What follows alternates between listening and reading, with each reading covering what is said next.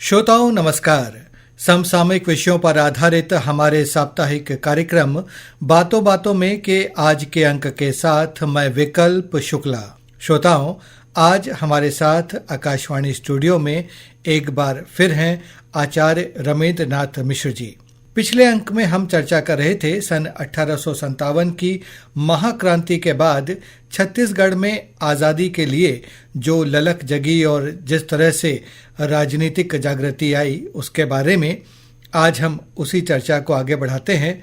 मिश्र जी, एक बार पुनः आपका स्वागत है। धन्यवाद, नमस्कार। आचार्य रमेंद्र नाथ मिश्र जी, हम ये चर्चा कर रहे थे कि किस तरह से छत्तीसगढ़ में राजनीतिक जो चेतना है 1857 की क्रांति के बाद में उसका यहाँ पर कैसे प्रादुर्भाव हुआ, कैसे यहाँ पर शुरुआत हुई। अब हम आगे बढ़ते हैं इसी की अगली कड़ी में कि राजनीतिक चेतना की शुभारंभ तो हो गया, अब ये किस तरह से परिपक्व होती चली गई, इसके बारे में भी हमारे श्रोताओं को बताइए। कुछ ऐसी घटनाएं जिनसे हमें समझ में आए कि यहाँ पर जो देश भर में जो एक राजनीतिक आंदोलन खड़ा हुआ तो छत्तीसगढ़ कैसे जुड़ा, और कुछ प्रमुख घटनाएं जो हुई उस दौरान, इसके बारे में हमें बताइए।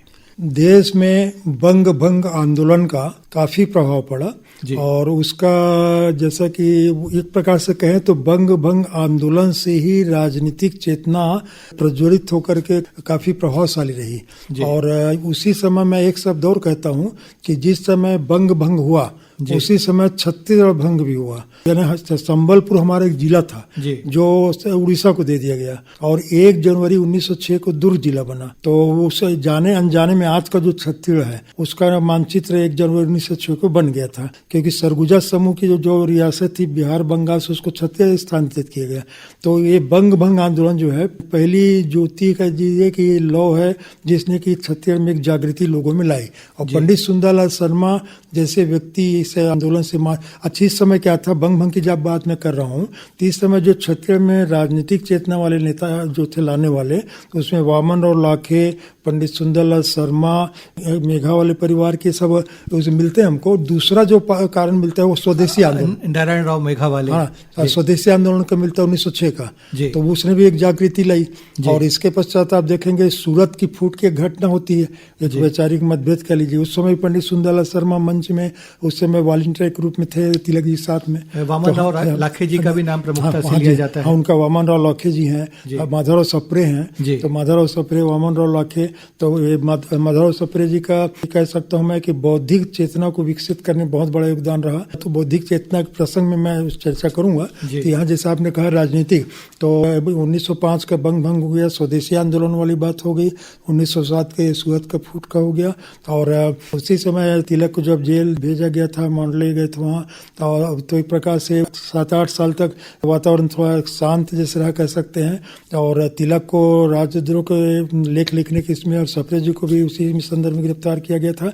और इस समय क्या होता है कि फर्स्ट वर्ल्ड वॉर जब शुरू होता है तो उस समय 1915 में जब महात्मा गांधी जी का प्रभाव अफ्रीका से, वो एक अलग प्रसंग है लेकिन फिर भी उससे यहाँ के लोग अवगत हो गए थे।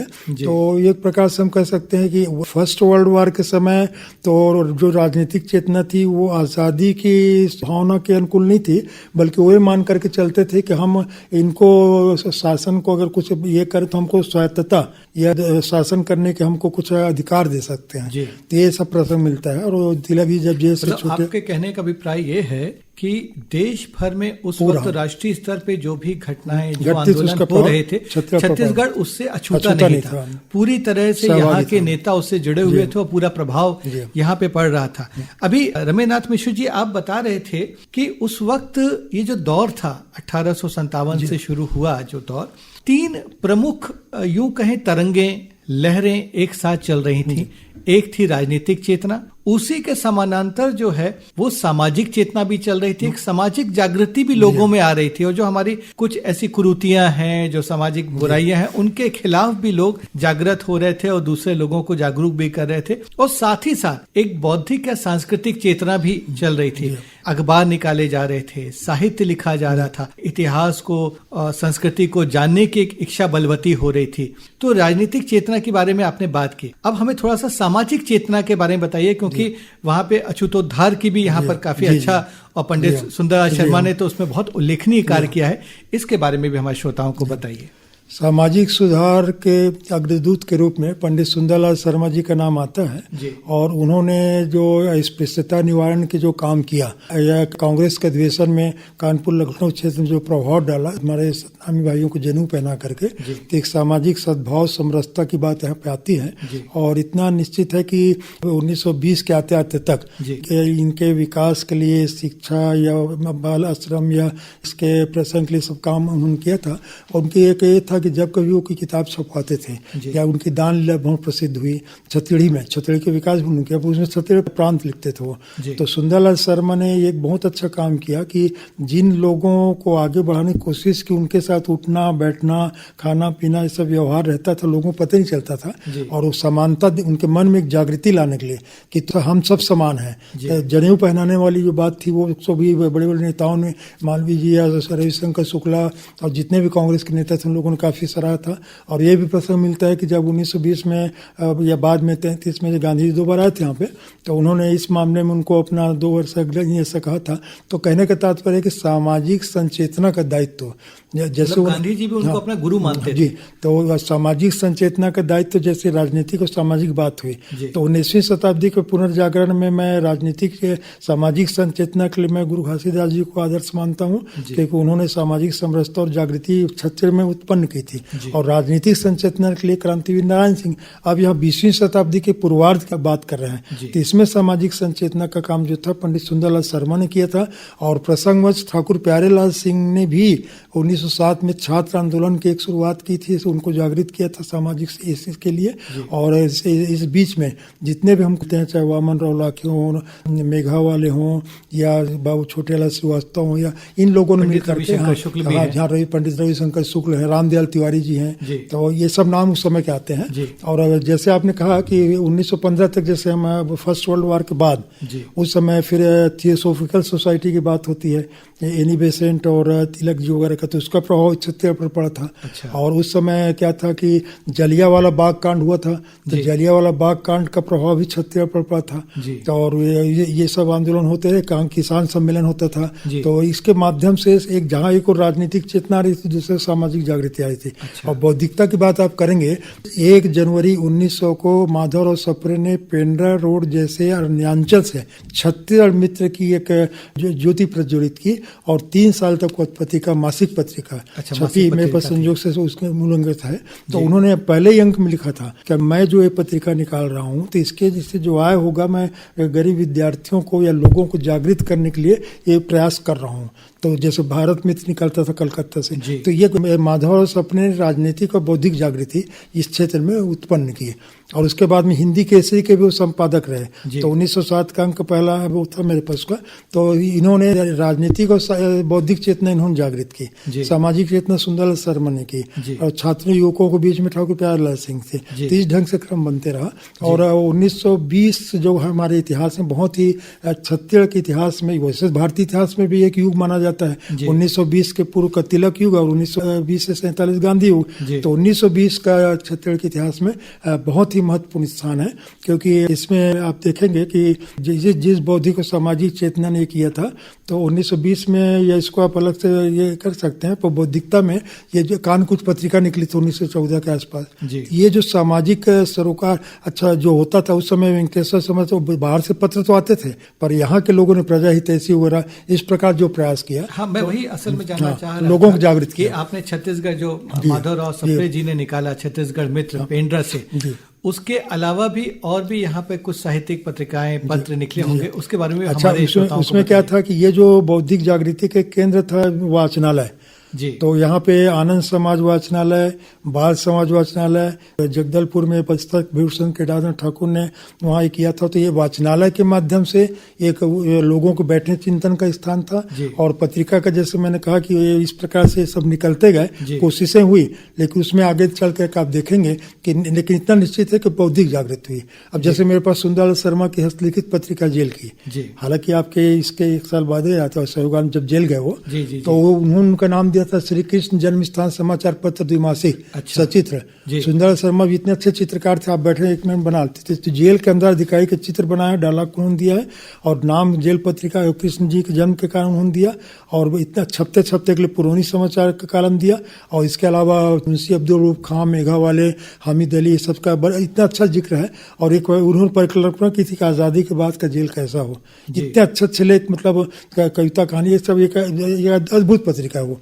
तो कहने का तात्पर्य, अच्छा उसमें एक घटना मैं और बताना चाहूँगा जो 1920 की पहले की, लेकिन सुंदरलाल जी ने इसको महत्व दिया है। ये शायद किसी और जगह मेरे को जानकारी नहीं आती है कि जेल में जलियांवाला बाग कांड के दिन को राष्ट्रीय दिवस के रूप में कैदियों ने मनाया रायपुर जेल में।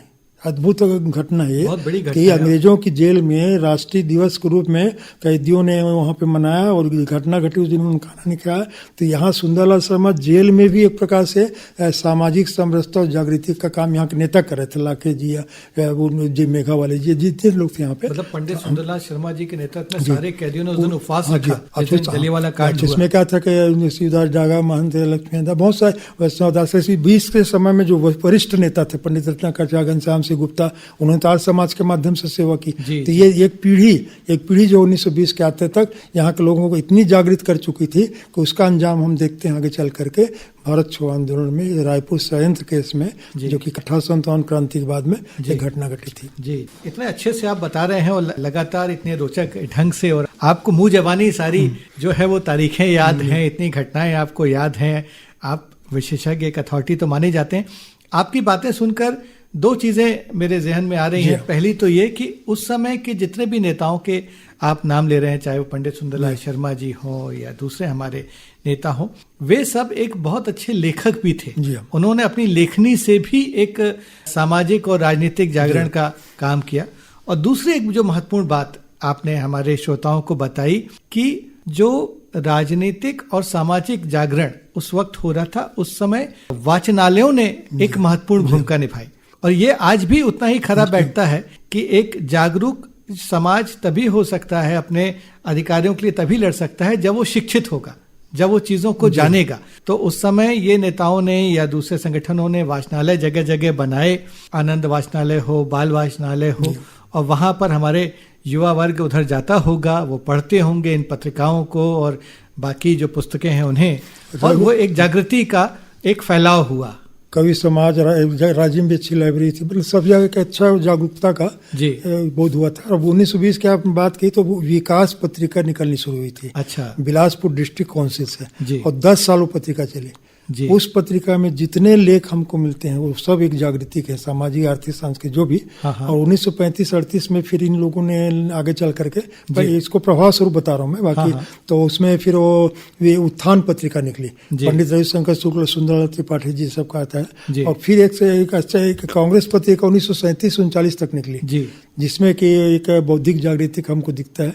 और मैं तो देखता हूँ कि भारत माता के चित्र है, नंद कुमार दानी उसका संपादक है, महात्मा गांधी का मुख पृष्ठ पर है। ऐसा अद्भुत बौद्धिक प्रयोग हुआ था 20वीं शताब्दी पूर्वार्ध में कि लोग बहुत कम याद करते हैं, पर हमने जितने भी अन्वेषण कराए उसके माध्यम से जो चीजें आई, मेरे पास तो मूल दस्तावेज हैं। जैसे अंग्रेजों ने सिद्ध करने की कोशिश की कि राष्ट्रीय आंदोलन जो कर रहे हैं वो धर्म के खिलाफ है। रतनपुर में बैठक हुई थी जमींदार और इन लोगों का। तो ये सब बहुत सारी चीजें हैं, प्रसंग उसका भी चर्चा करेंगे।